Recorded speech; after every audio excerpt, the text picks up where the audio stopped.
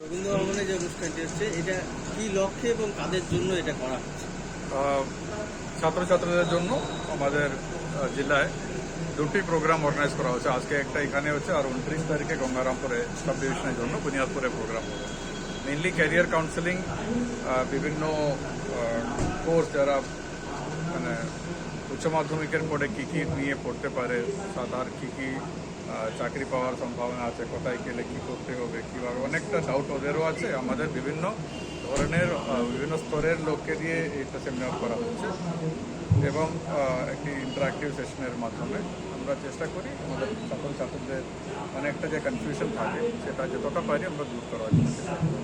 Sir, বিগত সময়ে আমরা দেখেছি আইএস, আইপিএস, ডাব্লিউবিসিএসদের জন্য একটা কোচিং আমাদের এখানে চলতো, সেটা কি স্যার এখনো রানিং আছে? সেটা কি অবস্থা? সেটা এখনও রানিং আছে। সেটা ওই ব্যাচ আর একটা নতুন ব্যাচের জন্য অ্যাপ্লিকেশন মানে এখন শুরু হয়েছে, একটা নতুন ব্যাচ শুরু হয়েছে। সেটা যেহেতু ওটা ক্যালকাটার সাথে কানেক্ট করে অনলাইনে হয়, তো ওটা চলছে।